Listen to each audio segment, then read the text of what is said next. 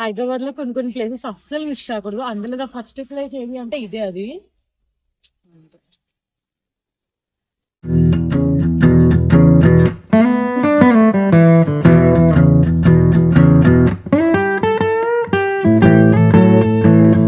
హైదరాబాద్లోనే one of the best ప్లేస్కి ఈరోజు మనం వెళ్తున్నాం. Statue of equality.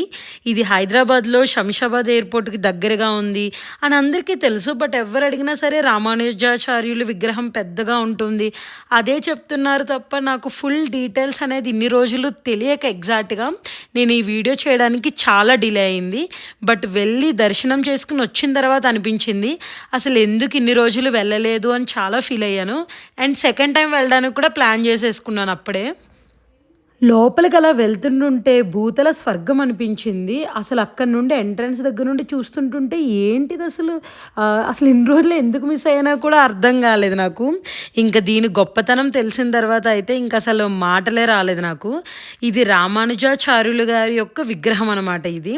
అసలు రామానుజాచార్యులు ఎవరు? ఈయన 11వ శతాబ్దానికి చెందిన వైదిక తత్వవేత్త. ఈయన విగ్రహాన్ని ఎందుకు ఇంత పెద్దగా కట్టించారు? ఈయన యొక్క గొప్పతనం ఏంటో మనం ఖచ్చితంగా తెలుసుకోవాలి. సమానత్వం, సామాజిక న్యాయం మరియు అందరికీ కూడా భగవద్భక్తి హక్కు కల్పించడంలో ఆయన చాలా కృషి చేశారు. దానికి గుర్తుగానే ఈ విగ్రహాన్ని నిర్మించారు. అందులోకి విగ్రహం 216 అడుగుల ఎత్తులో ఉంది. అండ్ మెయిన్గా మనం గుర్తించాల్సింది ఏంటి అంటే ప్రపంచంలోనే 2వ అత్యంత ఎత్తైన విగ్రహం ఇది.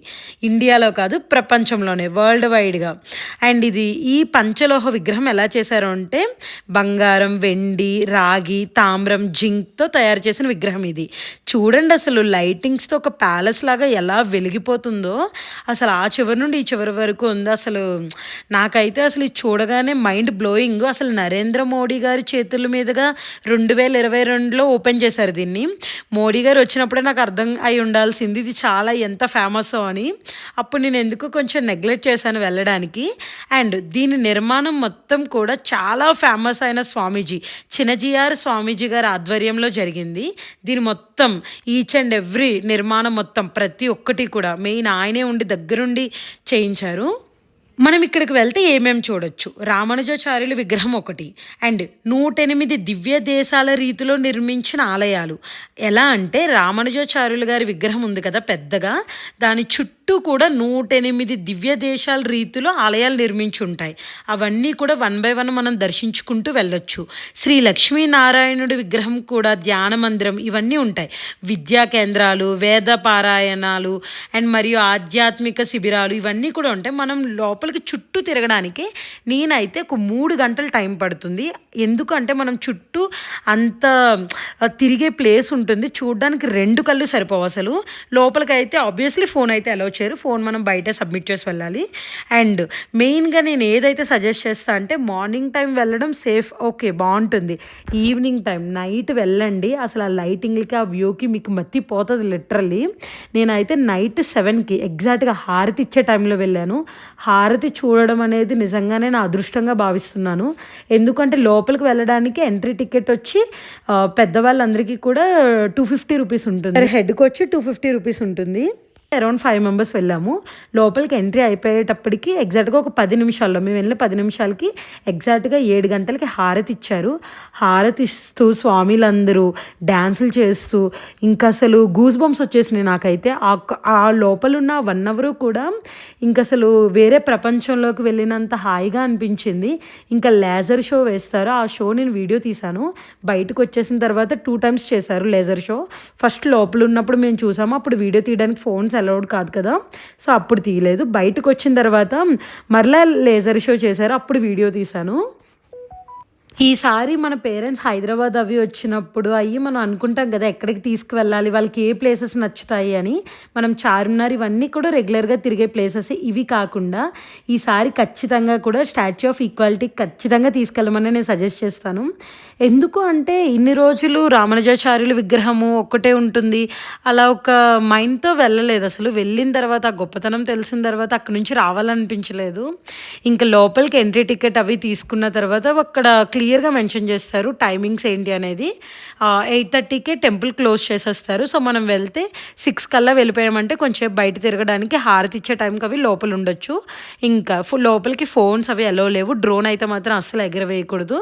అండ్ మనం టికెట్స్ అవి తీసుకున్న తర్వాత కౌంటర్లు అవి ఉంటాయి.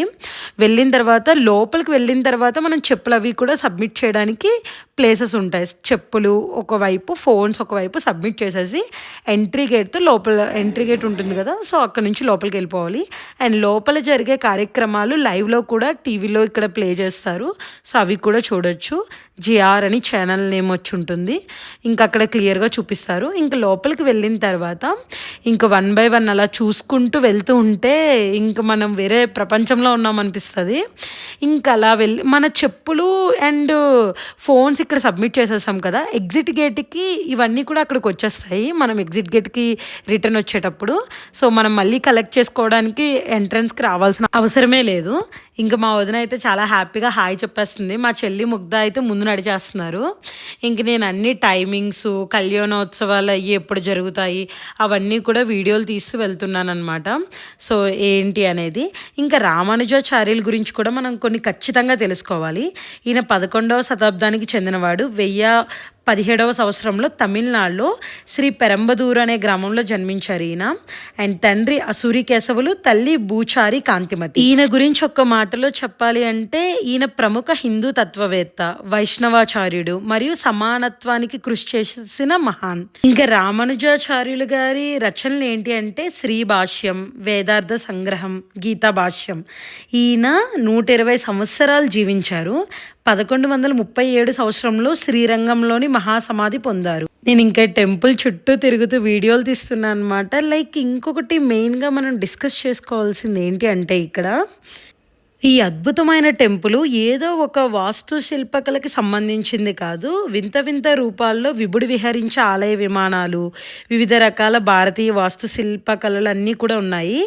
హోయసల శిల్పకళ, చోళ వాస్తు శిల్పకళ, విజయనగర వాస్తు శిల్పకళ, నగర వాస్తు శిల్పకళ, పల్లవ వాస్తు శిల్పకళ, కాకతీయ వాస్తు శిల్పకళ, ఇవన్నీ కూడా మనం చూడొచ్చు. ఎప్పుడైనా కొన్ని టెంపుల్స్కి వెళ్ళినప్పుడు చోళులు కట్టించింది, విజయనగర వాస్తు శిల్పకళ అలా ఉంటాయి. ఇంకా మనం ఈ టెంపుల్లోకి వస్తే అన్ని రకాల మొత్తం భారతీయ వాస్తు శిల్పకళ చూడొచ్చు మనం ఇక్కడ. మనకి గుడి ఎంట్రన్స్లో చాలా గేట్స్ ఉంటాయి. అవన్నీ కూడా అలౌ చేయరు. కొన్ని గేట్స్లోనే ఫస్ట్ స్టార్టింగ్ గేట్ దగ్గర ఎంట్రన్స్కి అలౌ చేస్తే ఎండింగ్ గేట్ దగ్గర మళ్ళీ వస్తుంది. మెయిన్గా మన గుడి స్టార్టింగ్లో కొన్ని విగ్రహాలు ఉంటాయి. ఎంట్రన్స్లో ఉన్న గరుడ దేవుడి విగ్రహము అండ్ ఆంజనేయ స్వామిది విగ్రహం చాలా బాగుంటాయి. నేను ఎప్పుడు అనుకునేదాన్ని గరుడ దేవుడి విగ్రహాన్ని దేనికి గుర్తుగా పెడతారు అని. అప్పుడు నాకు అర్థమైంది ఏంటి అంటే తెలుసుకోగా తల్లి వినతకు వెట్టి చాకిరి నుంచి విముక్తి కల్పించి విష్ణు వాహనుడైన గరుడ భగవానుడు. అది తెలిసిన తర్వాత నాకు చాలా అసలు భలే అనిపించింది. ఇంకా మన ఆంజనేయ స్వామి విగ్రహం కూడా ఉంటుంది. ఇంకా లోపల నుంచి లేజర్ షో జరుగుతుంది చూడండి. తర్వాత ఈ స్తంభం గురించి నేను మీకు పూర్తి డీటెయిల్స్ ఇస్తాను.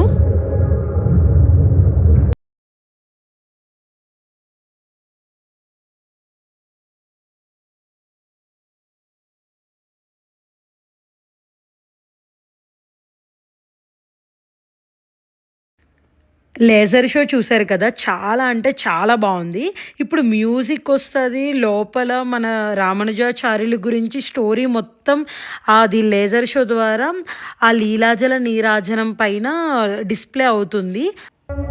ఇంకా ఫౌంటైన్ అవి చూస్తూ ఉంటే ఇంకా పిచ్చగా కేకలు వేసేసాను నేనైతే అరుస్తూ. అంత బాగా నచ్చింది ఆ మ్యూజిక్కి. ఆ వాటర్ అలా వస్తూ అందరి మీద పడుతూ భలే ఉంటుంది. మధ్యలోంచి రామానుజాచార్యుల విగ్రహం పైకి అలా వచ్చి మొత్తం చుట్టూ తిరుగుతారనమాట. అది భలే అనిపించింది. మెయిన్గా ఈ లీలాజల నీరాజనం ఏంటి అంటే 8 వర్గాలుగా ఉజ్జీవించే జీవకోటి జగదాచార్యుని కర్పించే కృతజ్ఞాభిషేకం అనమాట. అది లీలాజల నీరాజనం. ఇంకా గరుడ స్తంభం కూడా ఉంటుంది. ప్రాణకోటికి తరించే గతి చూపే గరుడ స్తంభం అది. ఇంకా మనం వేద మార్గ ప్రతిష్టాపన చారుడి విజయస్తూపం ఇవన్నీ కూడా మనం చూడొచ్చు. గజ ప్రాంగణం ఉంటుంది. ఏనుగులన్నీ వరుసగా ఉండి గుడి బయట అది భలే ఉంటుంది. అవన్నీ కూడా చూస్తూ రండి. చాలా అంటే చాలా హ్యాపీగా అనిపిస్తది. ఇంకా గుడి మొత్తం మాకు దర్శనం అవన్నీ అయ్యేటప్పటికి అరౌండ్ 9 అయిపోయింది. ఇంకా ఫొటోస్ అన్నీ దిగి రిటర్న్ ఇంకా స్టార్ట్ అయిపోదామని చెప్పి వెళ్తున్నాం అనమాట.